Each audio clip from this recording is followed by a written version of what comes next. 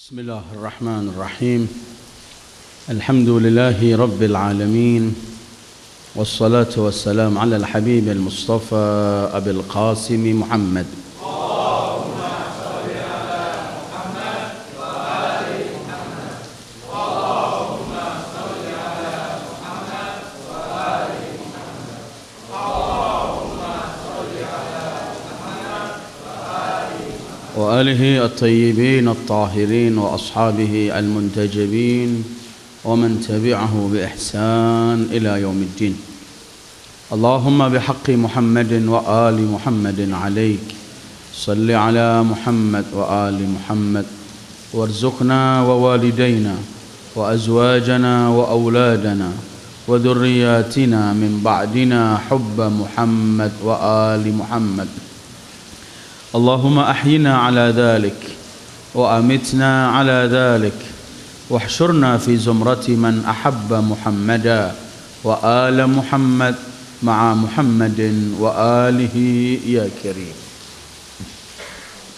أعوذ بالله من الشيطان الرجيم وأتموا الحج والعمرة لله فإن أحصرتم فما استيسر من الهدي ولا تحلقوا رؤوسكم حتى يبلغ الهدي محله فمن كان منكم مريضا أو به أذى من رأسه ففدية من صيام أو صدقة أو نسك فإذا أمنتم فمن تمتع بالعمرة إلى الحج فما استيسر من الهدي فمن لم يجد فصيام 3 أيام في الحج و7 إذا رجعتم تلك 10 كاملة ذلك لمن لم يكن أهله حاضر المسجد الحرام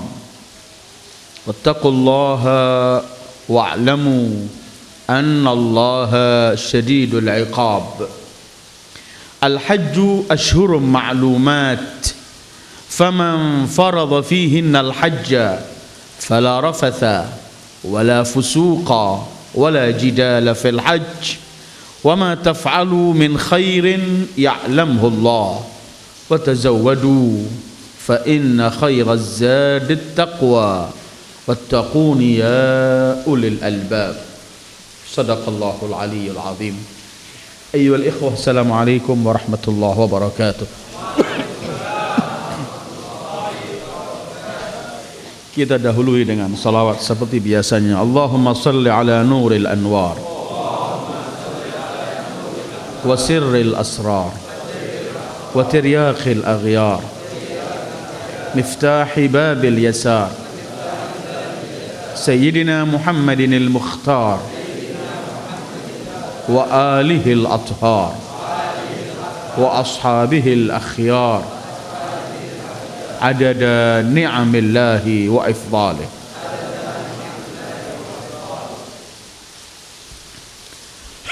Kita kembali kepada surat Al-Baqarah. Malam ini kita sampai kepada ayat 196. Insyaallah akan kita kaji 196 dan 197-nya sekali biiznillah. Ayat-ayat sebelum ini yang kita kaji, Al-Quran membicarakan mengenai puasa dan wajibnya bulan Ramadan berpuasa. Kemudian berbicara masalah jihad dalam Islam, al-qital fil Islam. Juga membicarakan sebelumnya berkaitan dengan berinfak di jalan Allah. Sekarang membicarakan masalah haji. Walaupun sebelum ayat ini, ayat juga pernah kita baca dalam surat Al-Baqarah ketika sampai mulai menyinggung inna safa wal marwata min sya'airillah faman hajjal baita sampai akhir. Sekarang ini membicarakan mengenai kewajiban haji. Kalau kita membaca dalam Al-Quran, Allah membicarakan haji dalam Al-Quran ini berurut dan bermacam-macam. Sehingga ada sebagian mufassirin menyebutkan 10 kali Allah sebut kalimat hajj dalam Al-Quran. Dan per kalimat memberikan satu ketentuan tersendiri. Pertama, kita menemukan bagaimana Allah memerintahkan pahlawan tauhid Nabi Allah Ibrahim untuk mengomandangkan atas kewajiban haji agar seluruh umat manusia dari seluruh penjuru dunia datang.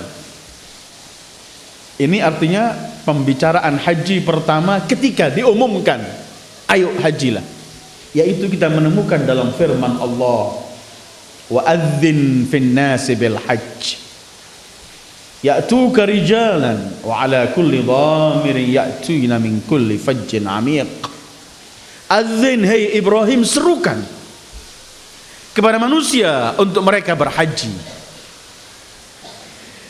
Kedua, Al-Quran membicarakan mengenai mulai diwajibkannya haji untuk setiap mukmin yang memenuhi syarat. Kita menemukan dalam firman Allah, walillahi 'alan nasi hajjul bait man istata'a ilaihi sabila. Allah mewajibkan atas manusia untuk berhaji ke Baitullahil Haram, man istata', siapa yang mampu untuk berangkat ke tempat itu. Ketiga, mulai membicarakan mengenai kapan haji itu dilaksanakan. Ini yang juga nanti akan kita baca 197. Ketika mulai menentukan, pertama disuruh mengumumkan mengenai haji. Kedua, diberitahu haji itu wajib. Ketiga, kapan haji? Baru kita menemukan, nanti akan kita baca 197, malam ini juga akan kita baca, al-hajju ashhurun ma'lumat faman farada fihinnal hajj ila akhir ayat. Keempat, ketika mulai Allah menjelaskan mengenai manasikul hajj, apa saja yang dilakukan haji itu, diumumkan secara umum, diberitahu kewajibannya, disebutkan waktu tertentu haji. Keempat, apa saja yang dilaksanakan haji, ya ayat yang akan kita baca ini sebentar lagi, fa'atimmul hajja wal umrah lillah, sampai mengenai haji tamattu dan semua akan dibahas ayat ini. Nanti pada akhirnya yang kelima, saya sebutkan 5 hal ini. Pada akhirnya nanti Allah akan menjelaskan mengenai falsafat haji. Kenapa haji? Selain membesarkan dan mengenang perjalanan spiritual seorang nabi yang mulia, pahlawan tauhid Ibrahim, haji juga untuk bertemunya dan berkumpulnya umat manusia muslim sesama agama, untuk mulai mereka memikirkan apa yang ada pada mereka dan siapa musuh mereka. Kita menemukan dalam firman Allah, liyashhadu manafi'a lahum, ketika mereka kumpul agar menemukan, menyaksikan, melihat apa saja yang bermanfaat untuk seluruh umat Islam di dunia ini. Ini hal-hal mengenai haji. Pertama diumumkan, kedua diwajibkan, ketiga ditentukan waktunya, keempat mulai membicarakan mengenai manasik-manasiknya, dan kelima mengenai falsafat dan tujuan haji tersebut. Dan ketika kita sampai kepada ayat yang telah kita bahas surat Baqarah sebelum ini, inna safa wal marwata min sya'airillah, di sana juga kita mulai singgung berkaitan dengan kewajiban haji, falsafat haji, dan apa saja yang harus dilakukan oleh seorang yang melaksanakan haji. Ayat yang kita baca malam ini adalah wa atimmul hajjata wal umrata lillah. Atimmu artinya sempurnakan. Sempurnakan manasik haji, sempurnakan manasik umrah dengan yang detail dan sempurna sekali. Jangan ngurangi. Al-itmam min atamma yutimmu itmam, mensempurnakan. Sebenarnya ini Al-Quran membicarakan mengenai haji dan umrah berkaitan manasiknya, tetapi sebenarnya berkaitan dengan seluruh syariat Allah. Ketika kita mulai masuk untuk melaksanakannya, maka harus kita laksanakan dengan sempurna. Karena itu bahasa Al-Quran juga untuk melaksanakan sholat, bukan cuma sholatlah, tapi wa aqimus sholat, dirikan sholat.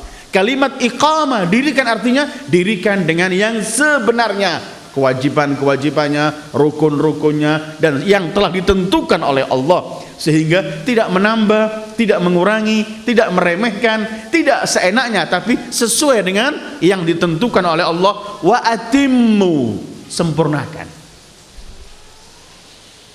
Kadang-kadang kita ini ibadah asal ibadah, Al-Quran menolak itu.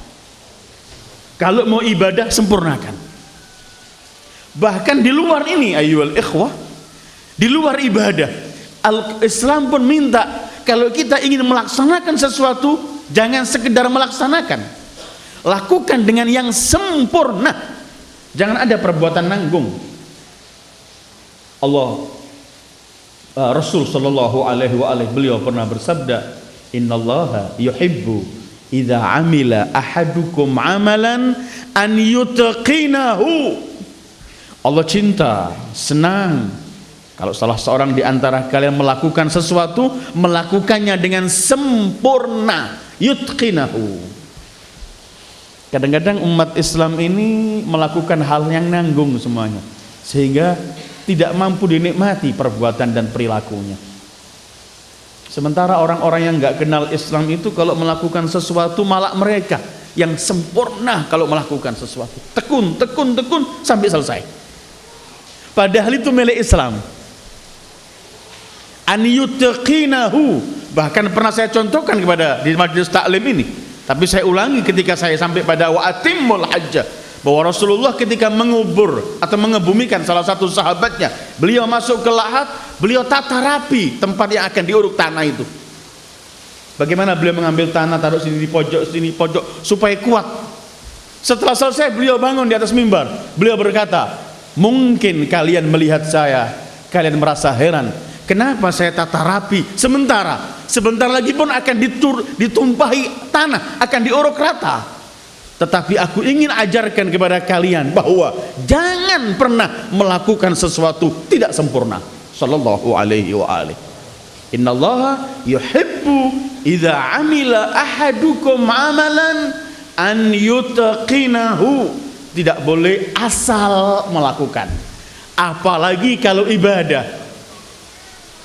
Orang bangun malam sudah wudhu, sholat, kemudian rukuknya kurang, ini kurang, terus dia berkata, untung saya masih sholat, yang lainnya tidur. Enggak, sekalian sholat sekalian sempurnakan, sekalian beribadah sekalian sempurnakan, sekalian mau berinfak sekalian sempurnakan, sekalian mau menolong orang sekalian sempurnakan, semampu kita pasti. Berkaitan semampu pasti, cuman sempurna. Wa atimmul hajja wal umrata. Pertama kalimat kita berhenti wa atimmu, sempurnakan. Kedua, wa atimmul hajja wal umrata lillah. Ini pelajaran kedua. Lakukan, sempurnakan haji dan umrah hanya untuk Allah, lillah. Jangan kita berhaji supaya dipanggil haji. Jangan supaya kita haji untuk disanjung orang. Apakah ini hanya haji? Bukan. Tetapi dalam semua ibadah lakukan lillah. Ini ayatnya. Wa atimmul hajjata wal umrata lillah. Salat lillah, infak lillah, birrul walidain lillah, semua amal lillah. Setelah sempurna harus lillah, karena yang bukan karena Allah tidak pernah akan nyampe kepada Allah. Kullu syai'in halikun illa wajhah. Dalam salah satu artinya, setiap amal perbuatan akan musnah, binasa, hancur semuanya, kecuali yang diamalkan hanya liwajhillah, untuk Allah. Karena itu kita diperintahkan kalau melakukan sesuatu, dalam niat kita atur untuk mengatakan qurbatan lillah, hanya mendekatkan diri kepada Allah.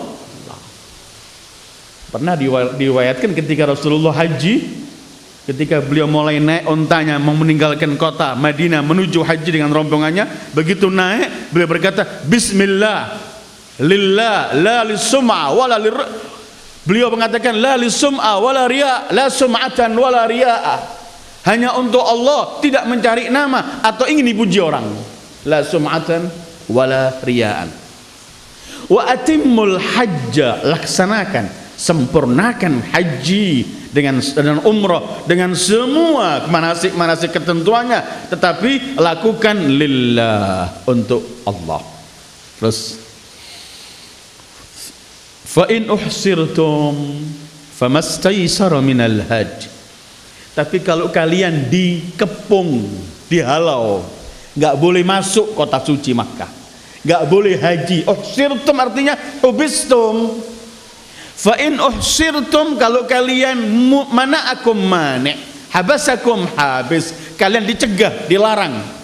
Yang mencegah, yang melarang ini macam-macam. Bisa uzur, sakit, itu juga taruh pencegahan sehingga nggak sampai ke kota Mekah. Atau kota Mekah dikepung, musuh melarang kita untuk masuk kota Mekah, termasuk uhsirtum, ditahan. Seperti yang pernah terjadi untuk Rasulullah ketika beliau sallallahu alaihi wasallam masuk kota Mekah tahun ke-6, dilarang oleh orang Mekah sampai terjadi perdamaian Hudaybiyah, dan beliau menyembelih semua yang dibawa untuk ke Mekah, disembelih di tempat itu. Baru beliau melepaskan ihramnya sallallahu alaihi wasallam. Fa in uhsirtum, kalau kalian dicegah, dilarang sehingga enggak bisa sampai kota Mekah untuk melaksanakan haji, itu kan ihram. Setelah ihram dia tawaf, setelah tawaf dia akan sholat maqam Ibrahim, setelah itu dia sa'i bainas Safa wal Marwah, setelah itu dia baru melaksanakan tahlik, itu umrahnya. Kemudian nanti hajinya dia harus masuk wukuf di Arafah dan semacam itu. Kalau sampai uhsirtum, sudah niat ihram tetapi kemudian dicegah karena sakit, dicegah karena dilarang oleh musuh masuk, famastaysara minal had, maka cukup kamu kirimkan sembelihan yang kamu sembelih. Kamu diizinkan gak melaksanakan terus karena mendapat udzur. Al-hadyu ialah hayawan korban yang dikorbankan, disembelih. Bisa onta, bisa sapi, bisa kambing. Famastaysara minal hajj, apa yang kalimat istaisar, apa yang mampu, yang mudah untuk kalian. Yang bisa kambing, yang bisa unta, enggak bisa unta, sapi, lembu, enggak bisa sapi, kambing. Famastaisara minal hajj. Al-hajj di sini adalah binatang korban yang dihadiahkan, yang kemudian disembelih untuk dilakukan penyembelihan. Famastaisara minal hajj.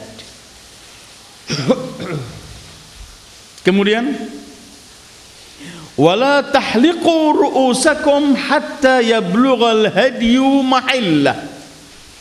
Kalian belum diizinkan untuk memotong rambut, untuk tahallul, sebelum sembelihan itu, binatang kurban itu disembelih.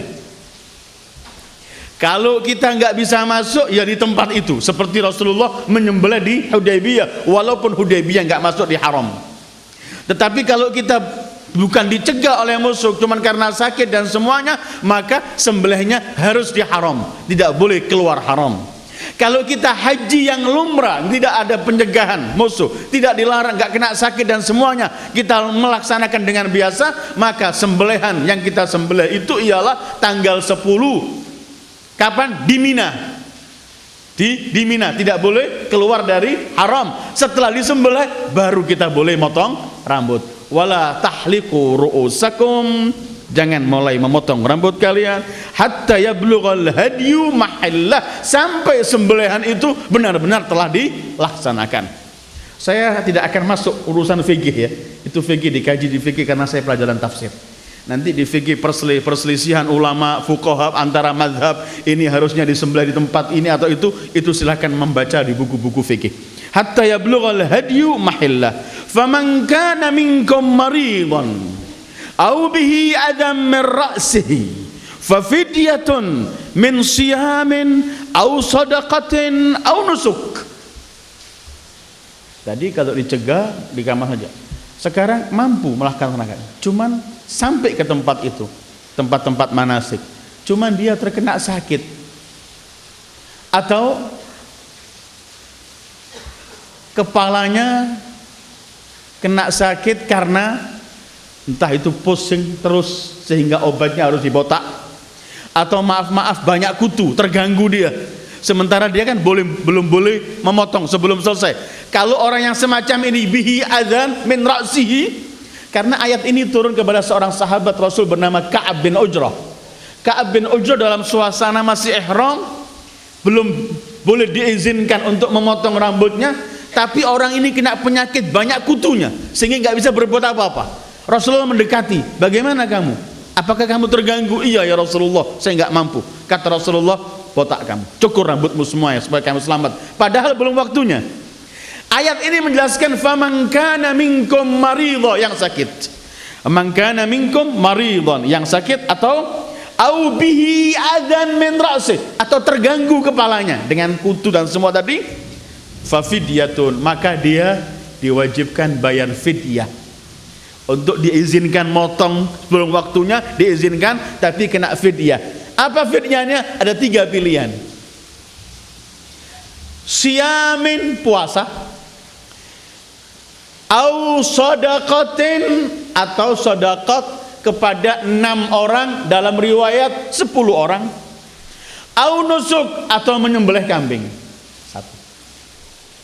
Jadi min siyamin, puasa, disebutkan puasanya 3 hari, atau shadaqatin kepada 6 orang miskin, satu riwayat 10 orang miskin, au nusuk, atau boleh milih menyembelih 1 kambing. Jadi Allah memberikan pilihan. Wah, inilah Islam, ayyuhal ikhwah. Sudah sering kita ulang-ulangi dalam kajian tafsir. Selalu Allah itu memberikan pilihan.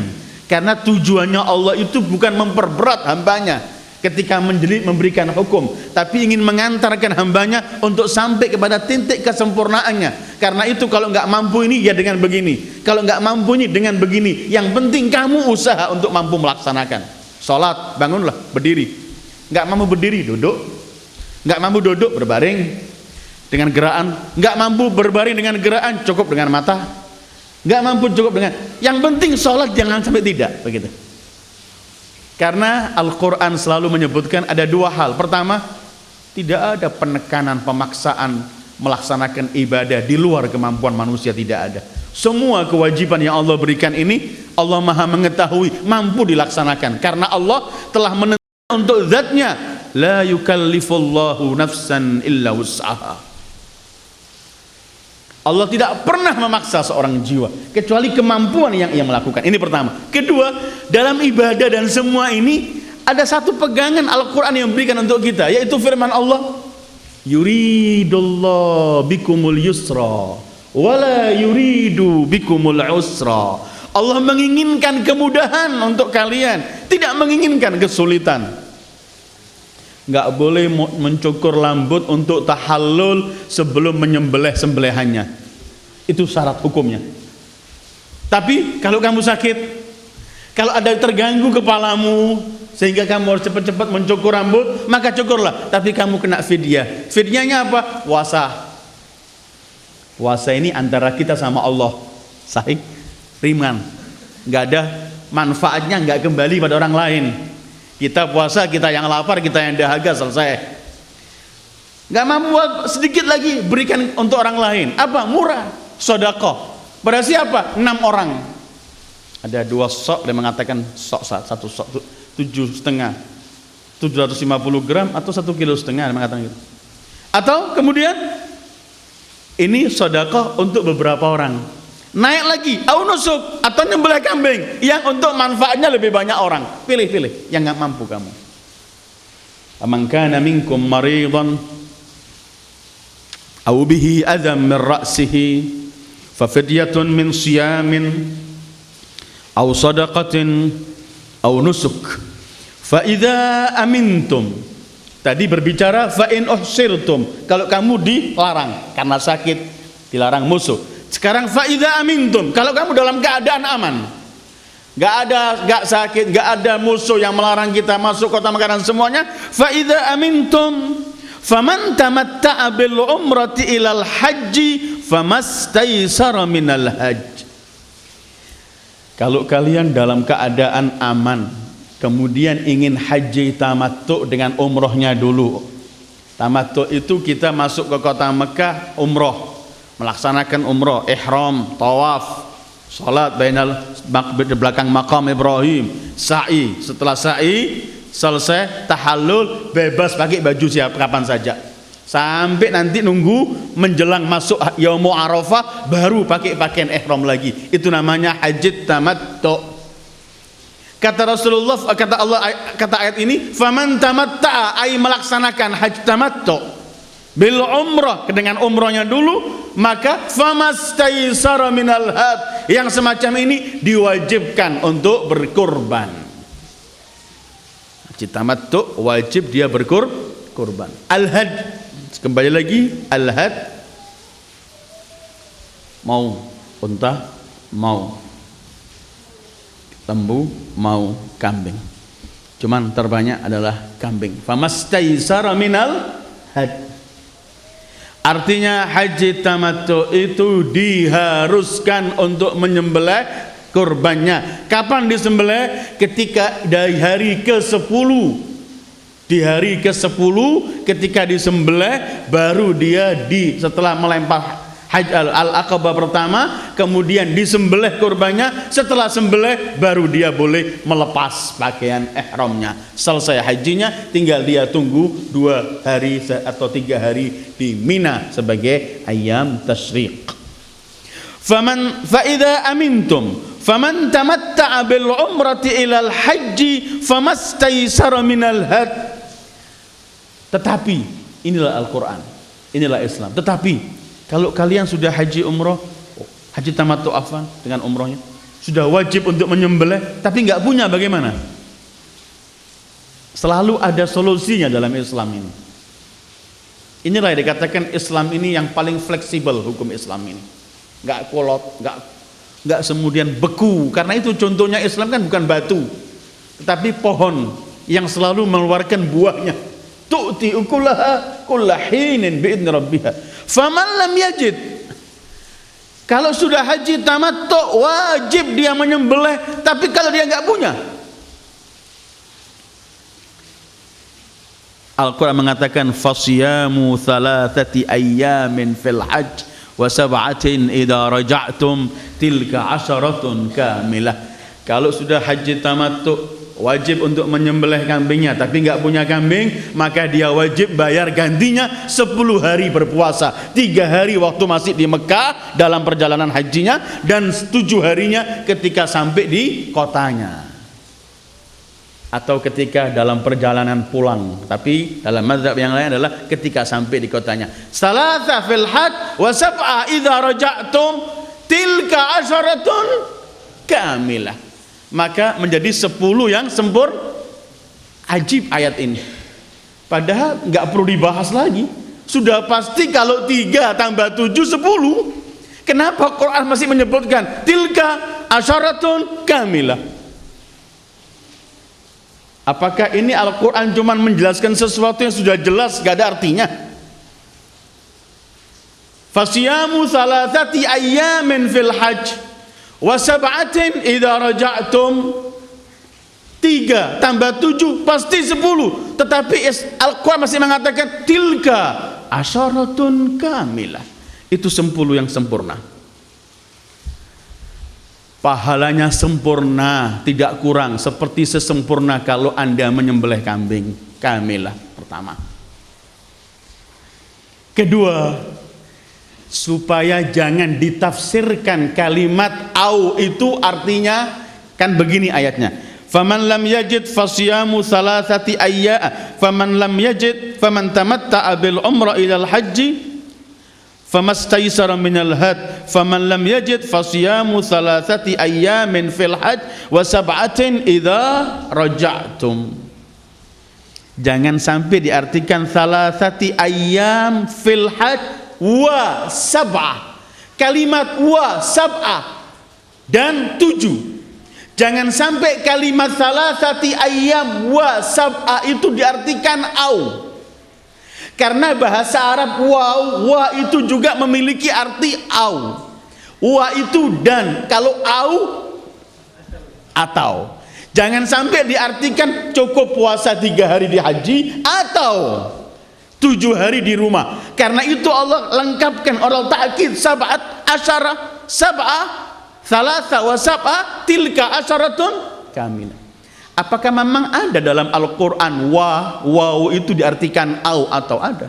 Fankihu ma taba lakum minan nisa'i mathna wa thulatha wa ruba'. Di sini wa artinya au, 2 atau 3 atau 4. Bukan 2 tambah 3 tambah 4. Walaupun kalimatnya wow, tapi memiliki arti au.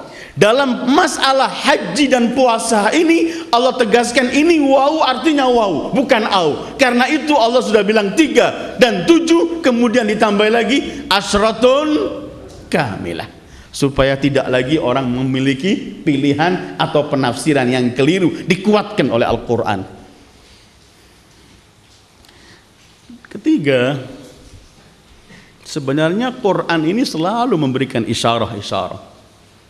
Orang berkata bilangan yang paling sempurna itu 10. 1 sampai 10 itu paling sempurna bilangan. Setelah itu tambahan semuanya. Kita mengatakan 11 ya 10 tambah 1 terus begitu.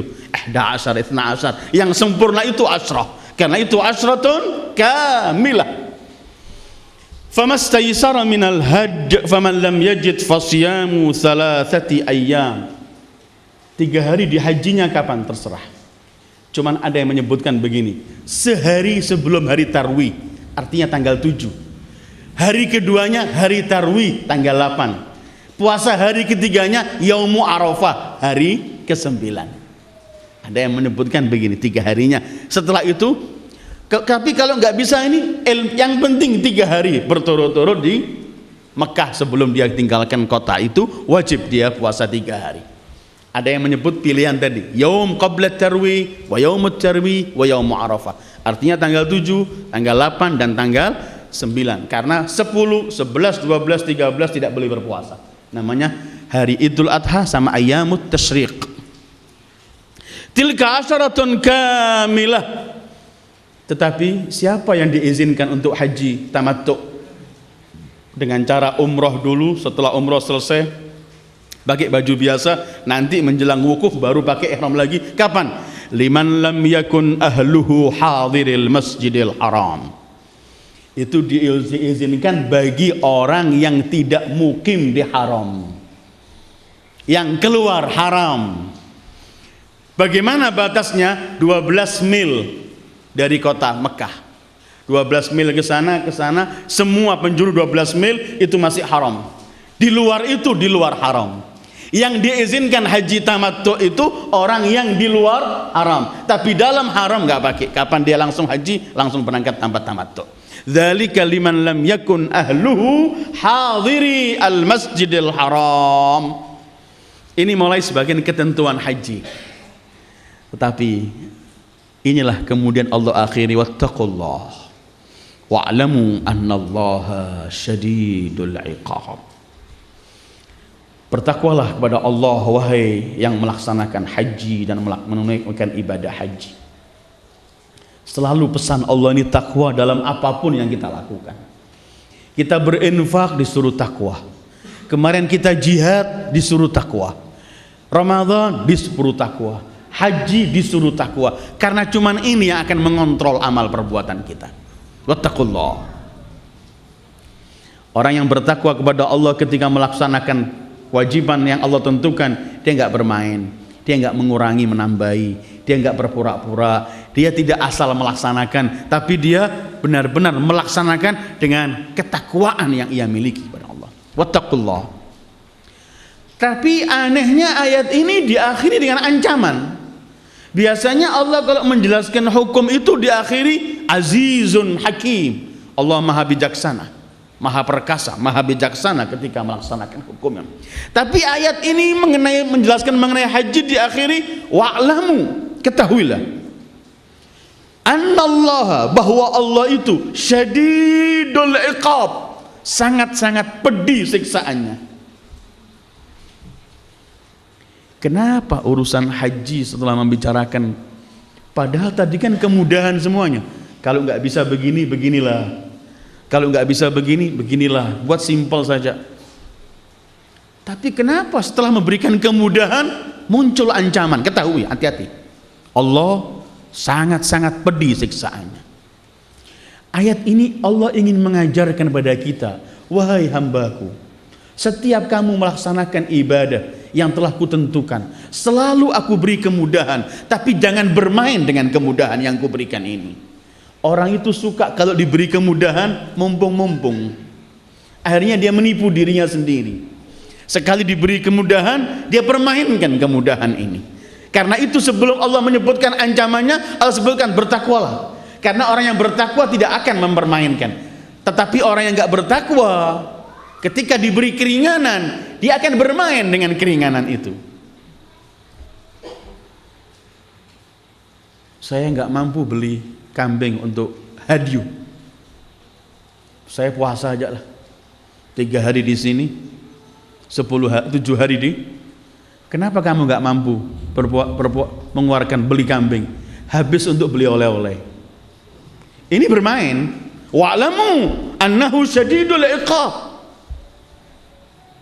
Juga masalah haji, sudah punya ketentuan, kewajiban sudah ada, tapi belum punya hal-hal yang enggak ada hubungan sama syariat, dia permainkan. Wa'lamu annahu syadidul iqab. Dalam semua hal, dalam kita infak, sedekah, dalam mau melaksanakan sholat, ketika ada keringanan, jangan kita permainkan. Karena kita enggak mampu mempermainkan Allah. Kita bohong pada diri sendiri enggak mampu, apalagi mau bohong pada Allah. Balil insanu ala nafsihi basirah walau alqa ma'adzirah. Begitu firman Allah, manusia paling tahu dirinya walaupun pandai mengeluarkan alasan. Jangan bermain, kata Allah. Aku berikan bermacam-macam kemudahan, tapi kemudahan ini jangan disalahgunakan. Wa'lamu annahu syadidul iqab. Padahal di ayat ada 2 atau 3 ayat ketika Allah menghalalkan kepada kita babi yang tadinya diharamkan. Ketika Allah mengharamkan bangkai yang tadinya diharamkan. Bangkai, babi, semua ini kalau kita famaniturra, terpaksa, darurat, kan dihalalkan oleh Allah. Tetapi Allah menyebutkan ghaira baghin, enggak melampaui batas. Enggak melampaui batas. Jangan orang berkata ini mumpung halal, ayo kita habis. Ghaira baghin wala enggak melampaui batas. Tapi dalam 2 atau 3 ayat itu ketika mengizinkan tadinya haram dihalalkan karena terpaksa, Allah akhiri innallaha ghafur. Allah Maha Pengampun. Biasanya kan bijaksana, hakim, aziz, tapi masalah itu Allah Maha Mengampun. Artinya, wahai hambaku, tadinya aku haramkan, tapi ketika kamu dalam paksa, makanlah, aku Maha Pengampun. Aku yang tadinya haram aku halalkan. Kedua, orang ini kalau makan nggak bisa mampu untuk menentukan berapa secukupnya. Pasti telanjur sedikit kurang lebih itu pasti. Yang penting nggak sengaja. Yang terlanjur kurang lebih tanpa sengaja itu aku Maha Pengampun, kata Allah. Begitu. Karena masalah makan ini sulit orang mengatur. Satu contoh, Anda diundang orang buka di 2 tempat. Gimana Anda mungkin mengatur? Sudah lapar sehari mau makan ini sedikit, nanti makan sana. Ukurannya sedikit secukupnya ini sangat-sangat sulit. Di sana Allah menyatakan Ghafurur Rahim, tapi berkaitan di sini i'lamu annahu syadidul iqab, karena supaya dalam rangkai kemudahan dari Allah jangan dipermainkan. Wa'lamu annahu syadidul iqab, ketahuilah bahwa Allah sangat-sangat pedih siksaannya. Kalau sudah diberi keringanan jangan melanggar. Orang kalau sudah diberi keringanan melanggar ini sangat-sangat biadab di hadapan yang memberikan keringanan. 197-nya. Al-hajju ashhurum ma'lumat. Faman farada fihinnal hajja fala rafatha wala fusuqa wala jidala fil hajj. Wa ma taf'alu min khairin ya'lamhu Allah wa tazawwadu fa inna khairaz zadi taqwa wattaquni ya ulil albab. Al-hajju ashhurun ma'lumat. Ashhur jamak syahr, artinya waktunya haji itu di bulan-bulan yang telah ditentukan. Maklum, sudah maklum. Maklumat artinya sudah ditentukan. Allah membicarakan Ramadan, puasa ditentukan syahru Ramadan. Tapi berkaitan haji nggak disebutkan. Al-hajju syahru Dzulhijjah, enggak. Allah nggak tentukan seperti bulan puasa syahru Ramadan. Tetapi al-hajju asyhurun ma'lumat. Karena apa? Karena haji ini sesuatu yang sudah maklum. Orang-orang jahiliyah pun sebelumnya, mulai zaman Nabi Allah Ibrahim sampai datangnya Rasulullah, hari-hari haji itu sudah maklum, sudah ketahui. Apa bulan haji itu? Syawal, Dzulqa'dah, dan 10 Dzulhijjah. Ini al-hajju asyhurun ma'lumat. Artinya orang yang melaksanakan niat haji kemudian pergi ke Makkah untuk melaksanakan haji di selain 3 bulan ini nggak ada. Gimana haji dalam bulan Syawal? Gimana haji dalam bulan Dzulqa'dah? Haji itu kan cuma bulan Dzulhijjah dan cuma waktunya singkat saja. Mulai hari ke-9 wukuf di Arafah, kemudian itulah haji. Tetapi Allah sebutkan tadi kan ada orang niat haji yang tamattu. Maka tidak ada tamattu untuk haji di luar bulan ini. Atau haji qiran yang gak dibuka, tidak boleh mulai sebelum Syawal dia sudah pakai ihram niat haji untuk melaksanakan sampai haji lah. Tapi dibolehkan mulai niat haji dan melaksanakan umrohnya itu adalah dimulai Syawal sampai haji. Tapi jangan disalahfahamkan seperti yang saya sampaikan beberapa waktu yang lalu di tempat ini, bahwa kira-kira setahun atau 2 tahun yang lalu ada artikel di Indonesia ini yang menulis bahwa setelah kejadian terowongan Mina, setelah kejadian orang-orang mati berdesakan, kemudian mengambil ayat ini diputar balikkan artinya, seraya kemudian ia berkata dalam artikel itu, ia menulis haji itu kenapa harus Dzulhijjah? Kalau Dzulhijjah semuanya kumpul semuanya, sementara tempat itu nggak mencukupi. Haji itu dalam Al-Quran asyhur, bulan-bulan, bukan cuma Dzulhijjah. Bisa saja haji di Syawal lebih ringan, lebih sedikit orangnya. Bisa saja di Dzulqa'dah. Kalau Rasulullah melaksanakan haji di Dzulhijjah itu cuman yang terbaik, seperti kata dia ya, kata dia, dan kita nggak sepakat, nggak sependapat, karena bertentangan dengan sunnah-sunnah Rasulullah. Kata dia, Rasulullah kalau melaksanakan haji itu di bulan Dzulhijjahnya dimulai dengan wukuf Arafah dan semuanya itu mengambil yang lebih afdol. Seperti kalau kita sholat dhuhur jam 2 masih sah, tapi lebih afdal kalau begitu azan di waktu awalnya kita melaksanakan. Kemudian bawa ayat ini, dan ini keliru.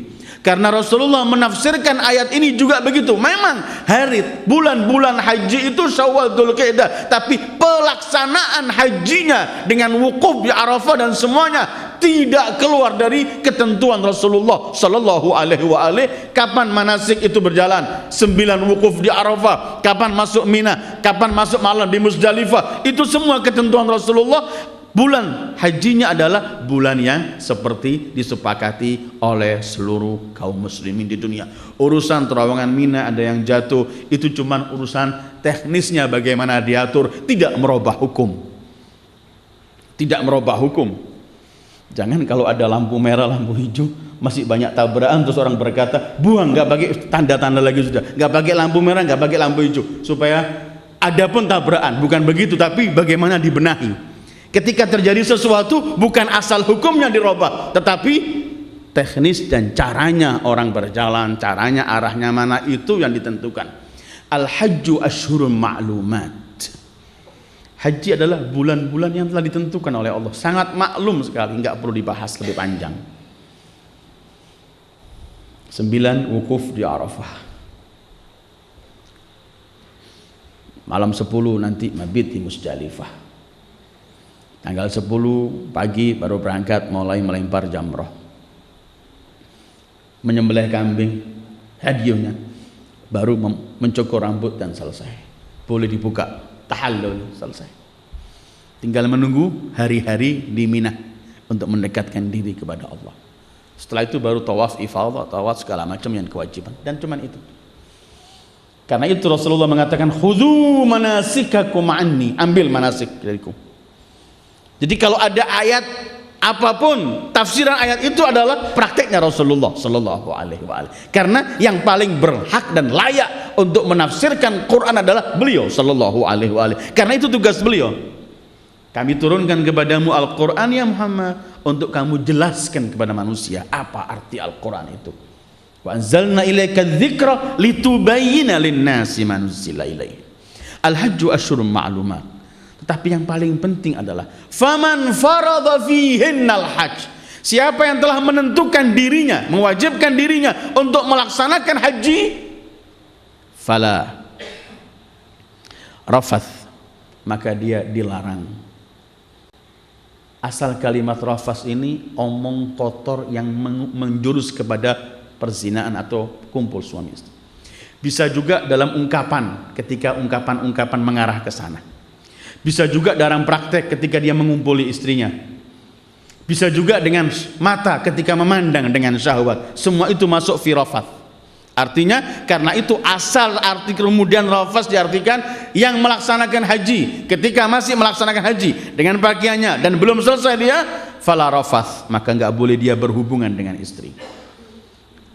Lisannya juga enggak boleh berbicara yang menjurus kepada hubungan dengan istri. Matanya tidak boleh juga bergerak dan untuk melakukan hubungan dengan istri. Jima dilarang. Menghubungi istri halal di luar ini, tetapi di sini jangan, kata Allah.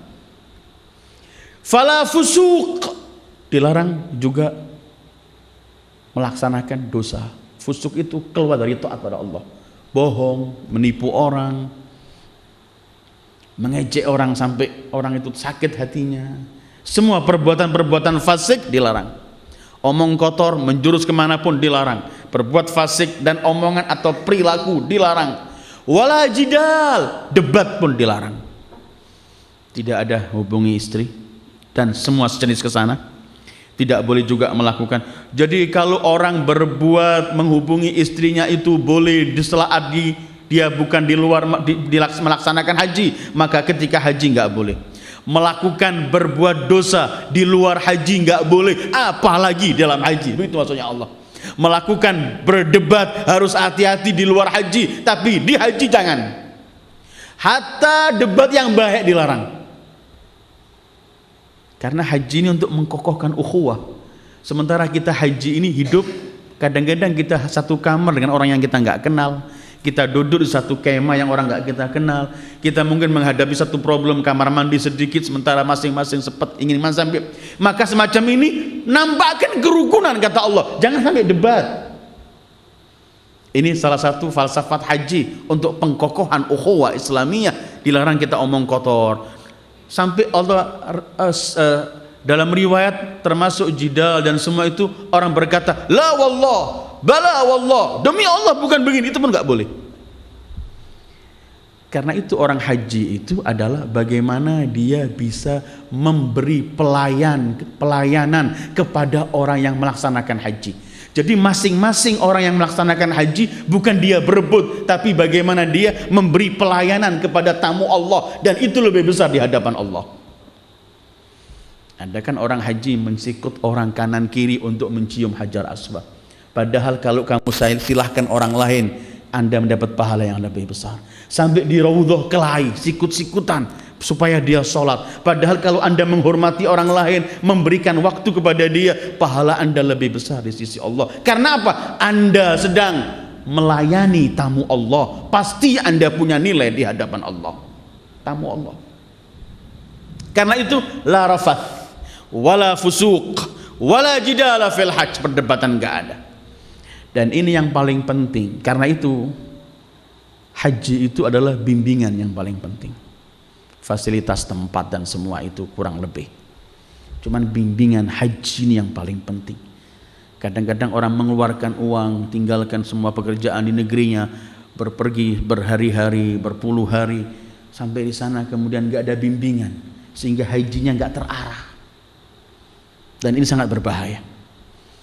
Haji omong kotor, haji sumpah palsu, haji berkelahi sama istrinya, haji kelahi sama orang tuanya karena nggak sabar. Haji, ini hal-hal semacam ini yang berbahaya di haji. Karena itu faman faradha fihinnal hajj, pertama fala rafath, omong kotor semuanya nggak boleh. Wala fusuq, jangan melakukan perbuatan dosa. Wala jidal, tidak lagi ada perdebatan. Al hajju ashhurun ma'lumat. Faman faradha fihinnal hajj fala rafath wala fusuq wala jidala fil hajj. Tidak boleh melakukan hal-hal semacam itu. Terus, tapi ayat ini kalimat haji diulang 3 kali. Al-hajju asyhurun ma'lumat. Faman farada fihinnal hajj fala rafath wala fusuq wala jidala fil hajj. Sampai 3 kali diulang. Ada satu nuktah jamilah, indah dari Al-Allamah Tabatabai dalam kitab tafsirnya Mizan. Dia berkata, diulangi kalimat haji sampai 3 kali ketika Allah ingin memberikan satu pengertian yang amat-amat dalam. Kalimat haji pertama itu Allah ingin menyebutkan zaman haji, waktu haji. Faman al-hajju asyhurun ma'lumat, artinya zaman atau waktu haji itu adalah waktu yang tertentu. Faman farada fihinnal hajj, kalimat haji kedua Allah ingin menjelaskan amal dan manasik yang dilakukan dalam haji. Faman farada fihinnal hajja fala rafath wala fusuqa wala jidala fil hajj. Ulangan kalimat haji ketiga Allah ingin menjelaskan mengenai haji di tempat dan di waktunya. Pertama mengenai waktu saja, kedua mengenai amal manasiknya, ketiga haji, ketiga ulangan ini adalah Allah menentukan bahwa tempatnya di antara haram, waktunya di tanggal tertentu mulai 9, 10, 11, 12 itu adalah ini semuanya harus dijaga. Jangan sampai ada rafath, jangan sampai ada fusuk, dan jangan sampai ada jidal. Ada orang kalau sudah tahallul, potong rambutnya, mulai boleh mandi, ganti pakaian ihram, mulai dia kembali kepada alam dunianya, mulai rafath, mulai fusuk, mulai jidal, padahal masih ada ketentuan-ketentuan lain. Faman farada fihinnal hajja fala rafatha wala fusuqa wala jidala fil hajj. Terus wa ma taf'alu min khairin ya'lamu Allah. Apapun yang kamu lakukan, kebaikan apapun yang kamu lakukan, Allah Maha mengetahui. Kalimat apa ini? Ketika membicarakan masalah haji, kita suruh menjaga semuanya, tahu-tahu dia mengatakan apapun kebaikan yang kamu lakukan diketahui oleh Allah. Ayyuhal ikhwah, ini mulai hadiah awal bagi orang soleh, bagi orang yang melaksanakan perintah Allah. Hadiah pertama yang diberikan oleh Allah adalah memperoleh ketentraman di hatinya bahwa apa yang sedang ia lakukan ini adalah dilihat oleh Allah, maka dia mendapatkan ketentraman. Seperti seseorang melakukan sesuatu disaksikan oleh kekasihnya, maka dia senang karena dia sedang dilihat. Ini kelezatan yang akan dirasakan oleh orang yang benar-benar berbuat untuk Allah, akan mendapatkan kelezatan semacam itu dan gak mampu untuk dijelaskan bagaimana kelezatan. Satu contoh, kita masih di hari-hari Imam Husain salamullahi alaih. Ingat waktu Imam Husain membawa anaknya umur 6 bulan, beliau minta air tapi gak diberi oleh musuh, diberikan anak panah, ditembakkan, tancapkan ke sini, keluar ke sini, ditarik, mati anak itu. Darahnya diambil oleh imam dari leher mungil itu, dikumpulkan ke tanah, kemudian dicampakkan ke atas. Beliau berkata, hawana alayya annahu bi'ainillah. Semua ini bagiku mudah karena ini dalam penglihatan Allah. Anaknya mati di pangkuannya bukan mudah ayyuhal ikhwah, tetapi selagi dalam pandangan Allah ada mati dia. Tenang, hawana alayya annahu bi'ainillah. Orang yang melaksanakan haji atau apapun bentuk amal ibadahnya dengan sempurna hanya untuk Allah, mengikuti ketentuan ditentukan oleh Allah, dia, kata Allah, kenali pertama wahai hambaku, i'lamu wa ma taf'alu min khairin ya'lam Allah. Apapun kebaikan yang kamu lakukan, Allah Maha mengetahui. Kemudian watazawwadu, ambillah bekal. Katanya dulu orang-orang Yaman kalau haji nggak bawa bekal. Alasannya kami tamu-tamu Allah, nanti dia yang ngasih makan, kita nggak bawa bekal lagi. Allah berkata, Allah menyebutkan, lah ambillah, bawalah bekal. Allah ingin manusianya hidup jalan dengan jalan yang biasa, natural begitu, tabi'i. Ya orang lapar ada yang dimakan. Kamu bawalah, fatazawwadu. Silahkan kamu ambil, bawa bekal. Tetapi tetap Allah ingatkan, ada bekal yang nggak boleh ditinggalkan. Fatazawwadu, ambil bekal, entah itu minuman, entah makanan, atau uang untuk belanja makan di sana semuanya, ambil bekal atau apapun yang namanya bekal. Fatazawwadu, Tetapi ketika Allah membicarakan bekal, orang kan fahamnya pasti bekal makanan, minuman, uang, dan memang itu diizinkan oleh Allah. Tetapi Allah titipkan lagi, wa tazawwadu, tetapi fa inna khairaz zadit taqwa. Tapi bekal yang terbaik adalah takwa. Bawa uang banyak, kalau nggak punya ketakwaan, dia akan belanja hal-hal yang dilarang oleh Allah. Bawa makanan yang diizinkan, kalau nggak punya takwa, dia akan melakukan dalam kerugian, dalam melakukan yang dilarang oleh Allah dalam makanannya, dalam minumannya, dalam semuanya. Ambillah bekal, tapi jangan lupa bekal yang terbaik adalah fatazawwadu fa inna khairaz zad at-taqwa. Sebaik-baik bekal adalah takwa. Kemudian Allah akhiri, wattaquni ya ulil albab. Karena itu bertakwalah kepadaku wahai orang-orang yang berakal. Orang yang enggak bertakwa pada Allah berarti belum ulul albab, belum berakal. Karena orang yang enggak bertakwa itu sedang menyiksa dirinya sendiri dan mensengsarakan dirinya sendiri, dan tidak ada orang waras berkata mensengsarakan dirinya itu baik. Mensengsarakan dirinya itu, menjerumuskan dirinya itu berarti dia sedang di luar kontrol akal warasnya. Karena itu watazawwadu fa inna khairaz zadit taqwa wattaquni, dan bertakwalah kepadaku wahai ya ulil albab, orang-orang yang berakal. Haji harus takwa, sedekah takwa, sholat takwa, infak takwa, puasa takwa, jihad takwa, semuanya tidak boleh lepas dengan ini, karena ini akan mengontrol semua perilaku dan perbuatan kita. Wassallallahu ala khairi khalqi Muhammad wa alihi ajma'in. Wassalamualaikum warahmatullahi wabarakatuh.